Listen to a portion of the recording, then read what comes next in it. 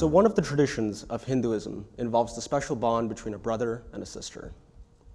The siblings promise to each other that one will always help the other in times of need. And this special promise and bond is symbolized by the sister making a vermilion mark on her brother's forehead.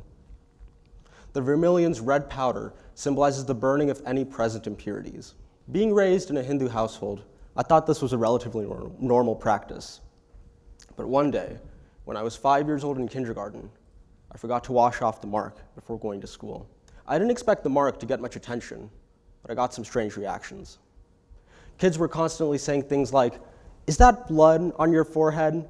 Shouldn't you wash that off? And everything's okay at your house, right?" I didn't know what to do. Should I listen to my peers and wash off the mark so I could better fit in with them? Or should I continue to wear it as a sign of my Indian pride? We've all heard of America affectionately being referred to as a great melting pot because it is a blending of many diverse cultures from all over the world. But the prospect of blending may pose a predicament to a foreigner. On the one hand, he or she could hold on to their original culture at the expense of being labeled as an outsider. On the other hand, he or she could let go of his or her original culture in exchange for acceptance within the broader community. Growing up in the suburbs of Miami, I faced this dichotomy firsthand. My parents had immigrated from India several years ago, making me a natural-born American. But it never really felt that way. In fact, at home, I was raised on various aspects of the rich Indian culture, including mythology and folklore, exotic Indian cuisine, and the endearing Hindi language. But all of that seemed to change as soon as I stepped foot outside of my house. In fact, I felt compelled to strap on the American mask. At school, everything was secularized. I ate the standard peanut butter and jelly sandwich while conversing with my friends in English. And whereas before I had learned traditions, such as touching the feet of elders and teachers as a respectful greeting, all of that went out the window at school. At school, a simple handshake followed by a dry introduction would suffice. And unfortunately, this contrast even extended to my education. Whereas before I had spent countless hours reading about the legendary Mughal Emperor Akbar and his legendary minister Birbal, who always used his wits and intellect to solve seemingly impossible puzzles and disputes. School had its own share of folklore, but it was all Americanized. Instead, I found myself reading about the legendary accomplishments of Paul Bunyan and Johnny Appleseed, and how their laborious accomplishments contributed to the development of the country. The process of assimilating is very easy. It is the decision between retaining one's original culture and assimilating that proves to be the burden. Research in social and behavioral sciences further supports this notion. According to Dr. Leslie E. Sponsel, a former professor of anthropology at the University of Hawaii, the assimilation equation is composed of the realists and the idealists. The realists see assimilation as an inevitable product of progress. Conversely, he writes that the idealists strongly advocate for the self-determination by people to promote their cultural survival, identity, welfare, and rights. Migrant youth such as myself feel levitated towards the realists in with the new, out with the old stance, but they feel bound by loyalty to their original roots at the same time.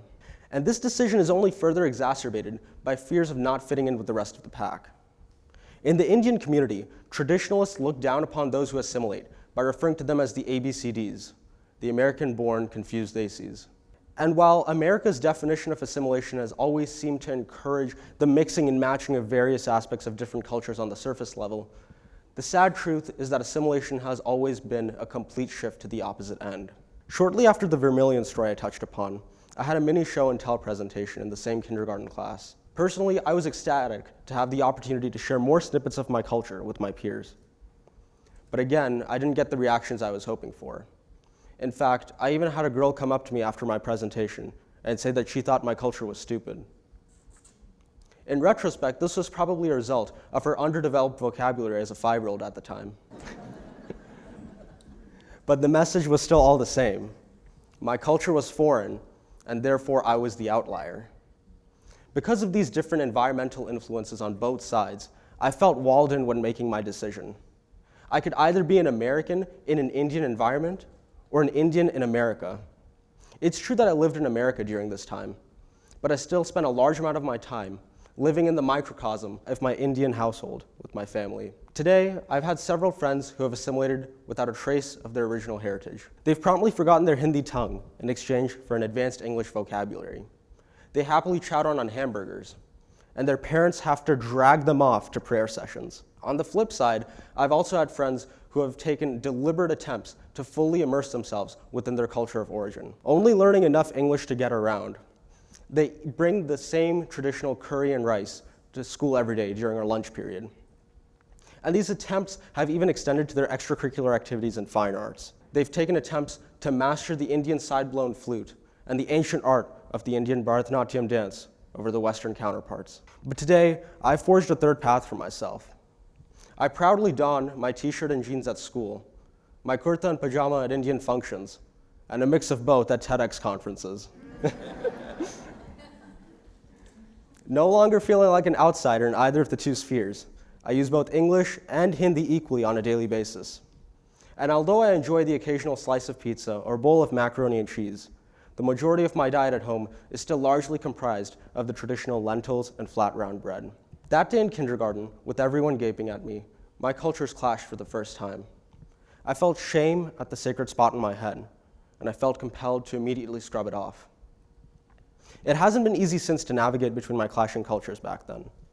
But whereas before I washed off the mark out of shame, confusion, and despair, today I only wash it off for the sake of everyone's concern.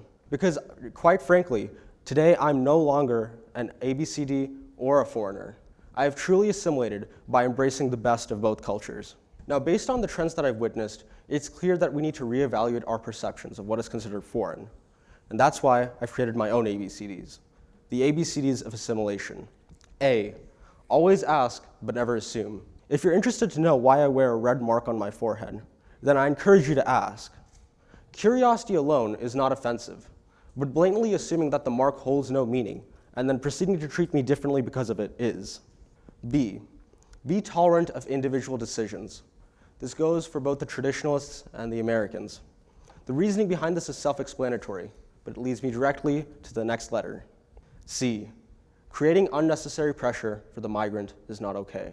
Migrants already have it tough because they've suddenly found themselves thrust into a completely different environment. Receiving backlash as they gradually attempt to adapt is only hindering their progress instead of facilitating it. And finally, D, don't be prone to calling other people's culture stupid. They say a clenched fist speaks louder than 1,000 words, but I challenge that with a single word can sting longer than 1,000 furious fists. Words cannot be taken back, and they do sting if they touch the right nerve.